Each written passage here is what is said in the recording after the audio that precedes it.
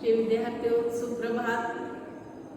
और आज शिक्षक दिवस है। आप सभी को शिक्षक दिवस की बहुत बहुत शुभकामनाएं और ईश्वर आपकी हर मनोकामना पूर्ण करे, आपको स्वस्थ रखे, मस्त रखे, हमेशा आप जीवन में उन्नति करते रहे। आज हम जो है नरेंद्र शर्मा की जो कविता है नींद उजड़ जाती है पढ़ेंगे। इसका पहला भाग पढ़ेंगे और यहाँ पर पहले हम कवि परिचय जान लेते हैं। नरेंद्र शर्मा जो है उनका जीवन परिचय, साहित्यिक परिचय पढ़ लेते हैं। उसके बाद हम कविता पढ़ेंगे, इसका पहला भाग पढ़ेंगे और पढ़ते रहा करो। यहाँ पर नरेंद्र शर्मा जो है इनका जन्म उत्तर प्रदेश में बुलंदशहर जिले के जहांगीर गांव में हुआ था। बुलंदशहर जिला कहाँ पर है? उत्तर प्रदेश में। उसके भी जहांगीरपुर गांव में इनका जन्म हुआ था। इनकी जो प्रारंभिक शिक्षा है वो गांव में ही हुई। बाद में प्रयाग विश्वविद्यालय से उन्होंने एमए किया, मास्टर ऑफ आर्ट्स। वे शुरू से ही राजनीतिक गतिविधियों में सक्रिय रहे, यानी राजनीति में भाग लेते रहे। इसी सक्रियता के कारण उन्हें सन 1940 से और 1942 तक जेल में रहना पड़ा। 1943 में वे मुंबई चले गए और फिल्मों के लिए गीत और संवाद लिखने लगे। मुंबई जाकर के ये फिल्मों के लिए गीत लिखने लगे, संवाद लिखने लगे और अंतिम समय तक ये फिल्मों से जुड़े रहे।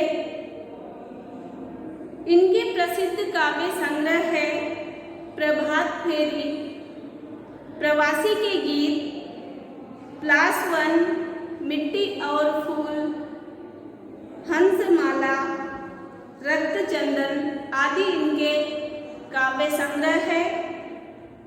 नरेंद्र शर्मा मूलतः गीतकार है, यानी मूल रूप से इन्होंने गीत लिखे हैं, गाए हैं, ये गीतकार है।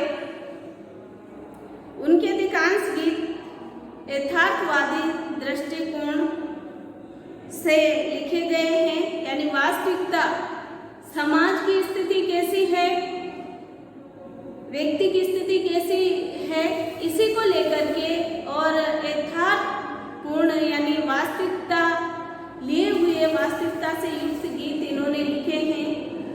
वे प्रगतिवादी चेतना से प्रभावित थे। ये छायावादी और प्रगतिवादी कवि है। उन्होंने प्रकृति के सुंदर चित्र उकेरे हैं, यानी प्राकृतिक सौंदर्य का भी उन्होंने वर्णन किया है। व्याकुल प्रेम की अभिव्यक्ति और प्रकृति के कोमल रूप के चित्रण में उन्हें विशेष सफलता मिली है।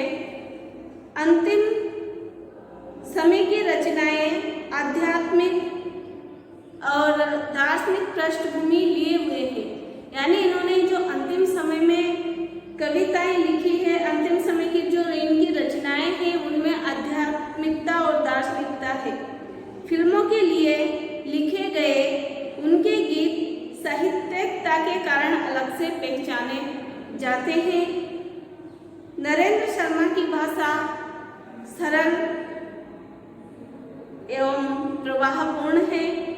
संगीतात्मकता और स्पष्टता उनके गीतों की विशेषता है। पाठ्य पुस्तक में नरेंद्र शर्मा की कविता है नींद उजड़ जाती है। इस कविता में कवि ने एक ऐसी लंबी रात का वर्णन किया है जो समाप्त होने का नाम नहीं लेती है और कवि को प्रकाश की कोई किरण भी दिखाई नहीं दे रही है। कविता का यह अंधेरा दो स्तरों पर है। ध्यान दीजिएगा, यहाँ पर ये जो अंधेरे की बात कवि कर रहा है ये दो स्तर पर है। कैसे? व्यक्ति और समाज, दो स्तर पर अंधेरे की कवि व्यक्ति के लिए, दूसरी समाज के लिए। व्यक्ति के स्तर पर यह दुख, स्वप्न और निराशा का अंधेरा है।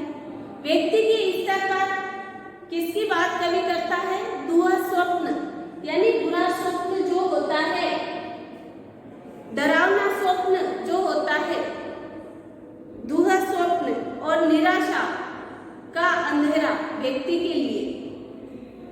और समाज के स्तर पर है विकास, चेतना और जागृति के न होने का अंधेरा। कहने का भाव यह है कि व्यक्ति के स्तर पर जो अंधेरा है उसका अर्थ यह है कि व्यक्ति का जीवन निराशा युक्त है और गरीबी, भूखमरी, शोषण, यहाँ पर व्यक्ति के साथ छल कपट, धोखाधड़ी, क्या है ये सब? ये भयावह है, डरावना है, अंधेरा ये क्या है?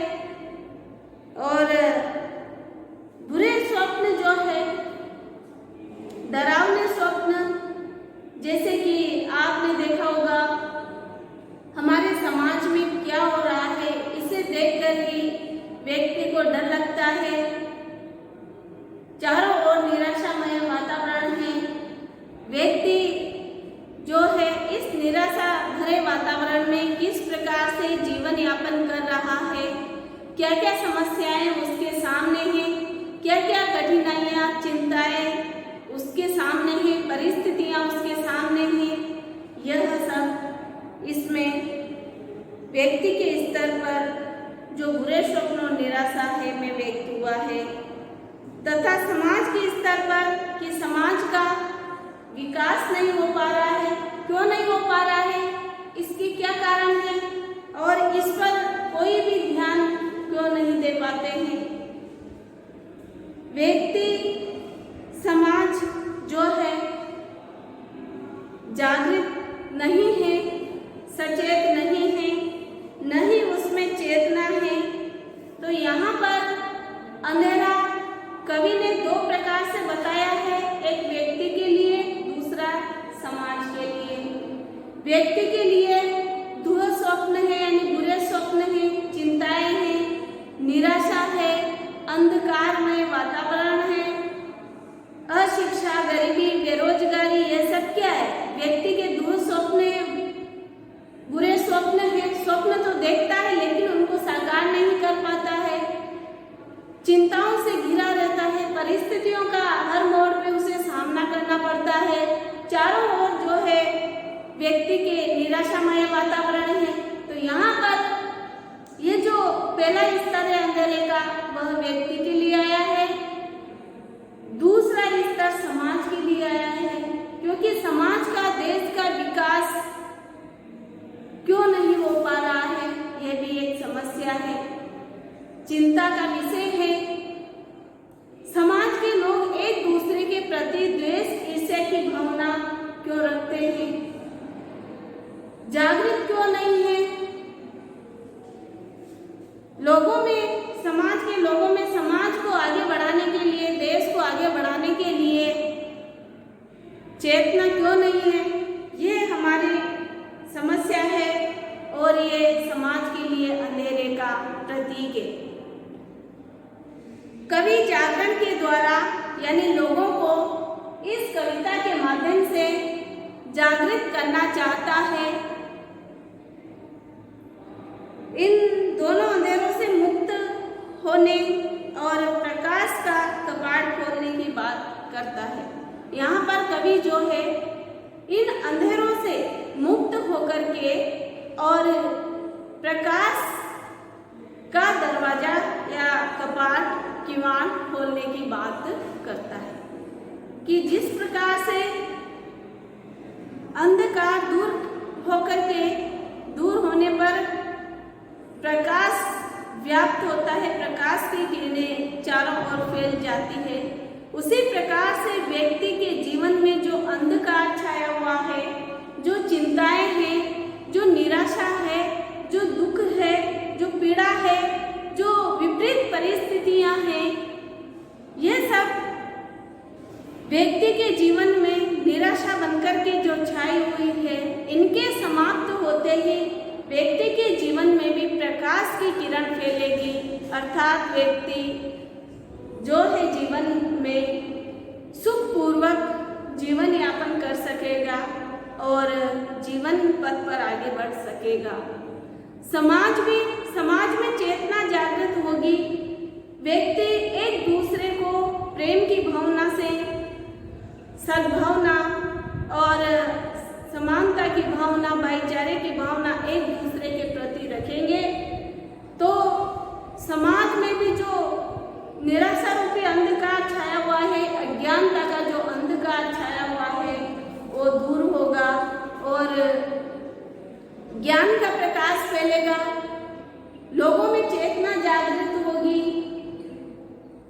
यहाँ पर कवि के कहने का भाव ये है। तो आपको यहाँ पर कविता में क्या है यह समझ में आ गया होगा, मुझे आशा है। और जब हम कविता पढ़ेंगे तो और भी अच्छे से आपको समझ में आ जाएगा। यहाँ पर यह बात ध्यान रखने की है कि अंधेरा जो है, देखिएगा कविता में नींद उजड़ जाती है।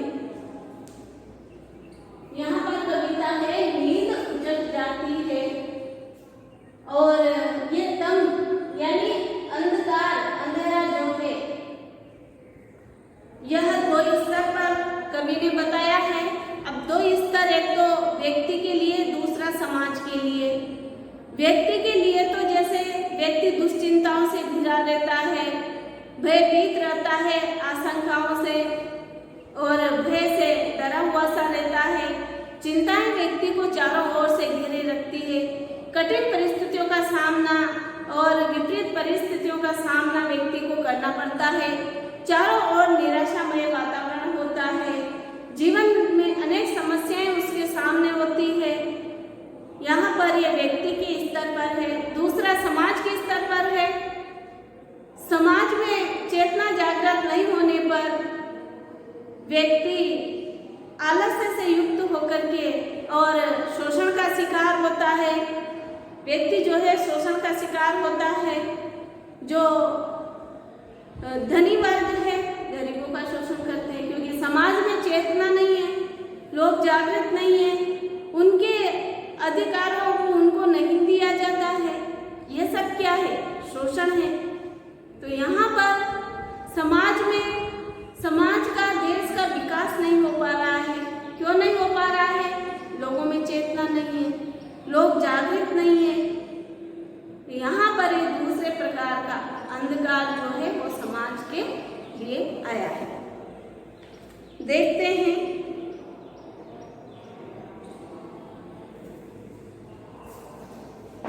यहाँ पर ये जो कविता लिखी है, नींद उजड़ जाती है, नरेंद्र शर्मा की कविता है और आज हम इसका भाग फर्स्ट पढ़ेंगे। अंतरा जो आपकी किताब है हिंदी साहित्य की, उसमें नरेंद्र शर्मा की जो कविता है नींद उजड़ जाती है, इसका पहला भाग पढ़ेंगे। जब तक नींद उजड़ जाती है, पर क्या नींद उजड़ जाने से रात किसी की कट जाती है। देख देख दूर स्वप्न भयंकर चौंक चौंक उठता हूँ डर कर, पर भीतर के दूर स्वप्नों से अधिक भयावह है तब बाहर। आती नहीं उषा बस केवल आने की आहट होती है। यहाँ पर कवि जो है, आपने भी देखा होगा कि जब नींद आती है रात्रि में, जब गहन निद्रा में होते हैं तो अचानक से डरावने सपने आते रहते हैं और कभी कभी हमारी नींद खुल जाती है, नींद उजड़ जाती है यानी नींद खुल जाती है। हमें जो डरावने सपने हमने देखे हैं उनसे हमें इतना डर नहीं लगता। हमें नींद खुलने पर पता चलता है वो तो सपना था,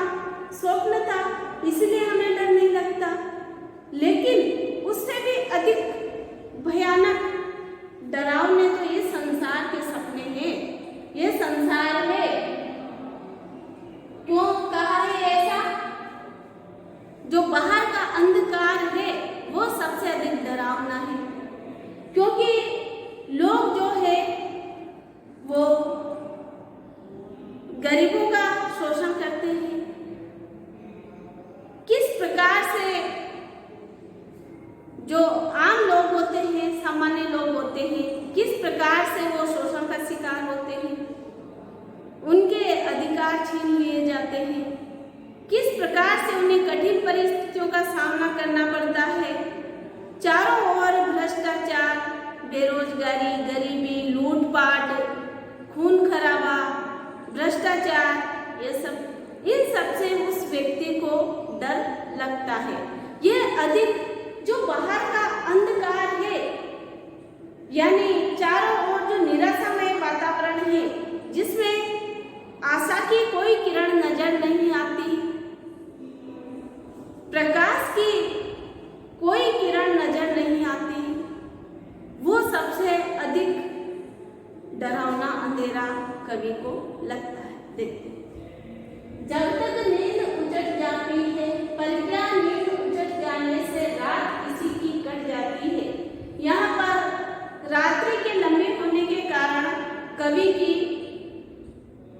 नींद खुल जाती है रात में, और जब वापस नींद नहीं आती है तो कवि को जो रात्रि है वो अधिक लंबी लगने लगती है, यानी रात्रि जो है, रात जो है वो समाप्त होने का नाम ही नहीं ले रही है। नींद नहीं आने पर रात्रि बहुत अधिक लंबी लगने लगी है। पर क्या नींद खुल जाने से रात किसी की कट जाती है? यानी जब कभी भी रात्रि में कवि की नींद खुल जाती है, और नींद खुल जाने पर, नींद के उजड़ जाने पर, यानी नींद खुल जाने पर रात, क्या किसी की रात्रि जो है, रात जो है व्यतीत हो जाती है, बीत जाती है? नहीं, क्योंकि व्यक्ति उस समय पता नहीं क्या क्या सोचता है, और इस समाज की, देश की जो स्थिति है या जो वातावरण है समाज का, उसके बारे में सोचता है, चिंताओं से घिरा रहता है, निराशापूर्ण वातावरण से चारों ओर नजर आता है। तो कहने का भाव यह है कि कवि को कि रात्रि में नींद खुल जाती है जब कभी, तो उसे रात्रि अधिक लंबी नजर आती है, दिखाई देती है, और वो व्यतीत होने का या बीतने का नाम ही नहीं ले रही है। प्रकाश की कोई किरण कवि को यहाँ पर नजर नहीं आ रही है। देख देख दूर स्वप्न भयंकर, चौंक चौंक उठता हूँ डरकर, पर भीतर के दूर स्वप्नों से अधिक भयावह है तमहा। कवि कहता है कि देख देख दूर स्वप्न, यानी बुरे स्वप्न, भयंकर डरावने सपने देख देख करके, और मैं रात्रि में चौंक जाता हूँ, चौंक करके उठ जाता हूँ। कवि यहाँ पर कहता है कि रात्रि में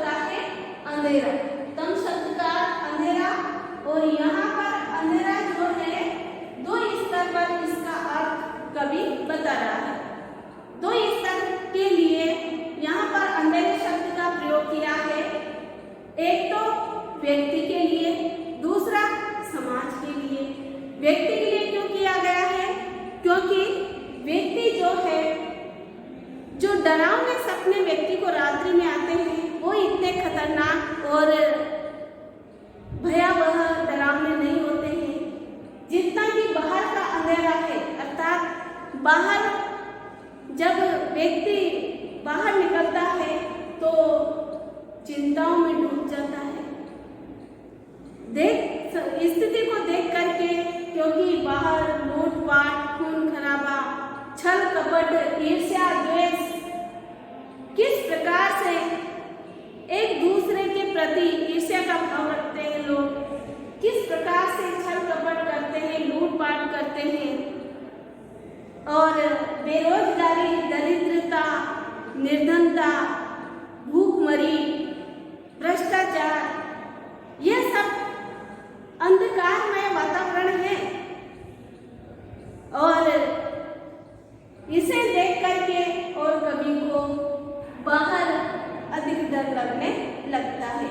चारों ओर जो बाहर का वातावरण है वो निराशामय है।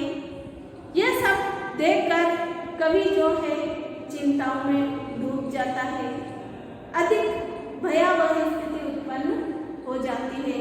और कवि को यहाँ पर जो है सूर्य की कोई किरण भी नजर नहीं आती है, प्रकाश की, कवि को यहाँ पर प्रकाश की कोई किरण भी नजर नहीं आती है। अर्थात जो निराशापूर्ण वातावरण है उससे बाहर निकलने का कोई रास्ता भी कवि को दिखाई नहीं देता है। आगे देखिए, आते नहीं उषा बस केवल आने की आहट होती है। कवि कहता है कि उषा यानी सवेरा,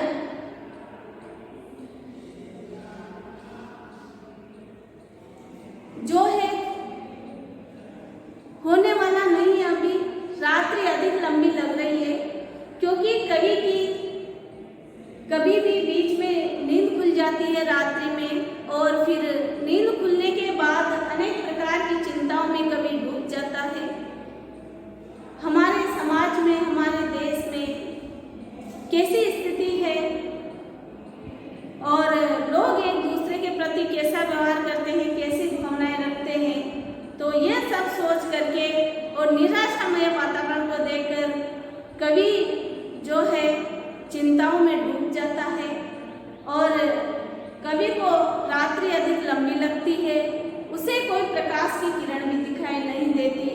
अर्थात कहने का भाव यह है कि निराशामय जो वातावरण है उसे दूर करने का कोई रास्ता भी नजर नहीं आता है।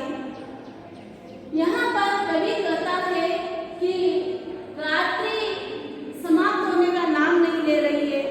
ऐसा लगता है जैसे कि उषा यानी सवेरा होने वाला है, लेकिन सवेरा नहीं होता, उसके सिर्फ पाने की आहट होती है। ऐसा लगता है कि हाँ सवेरा होने वाला है, उसकी आहट होती है, महसूस होता है, लेकिन ऐसा नहीं होता। कहने का भाव यह है कि समाज में जो है, जो भी समस्याएं हैं, जो भी निराशामय वातावरण है, जो समाज का विकास होना चाहिए, यह सब होने का सिर्फ एहसास होता है कि हाँ हमारे देश में, हमारे समाज में लोग आपस में मिलजुल करके रहेंगे, मेल मिलाप से रहेंगे, और ईर्ष्या की, द्वेष की, निराशा की जो भावना है वो दूर होगी, समाप्त होगी।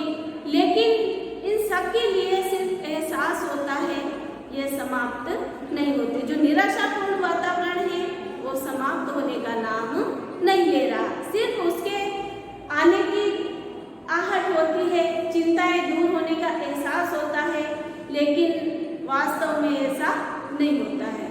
तो आशा करती हूँ आपको ये कविता समझ में आई होगी, और आगे का जो भाग है वो हम कल पढ़ेंगे। धन्यवाद।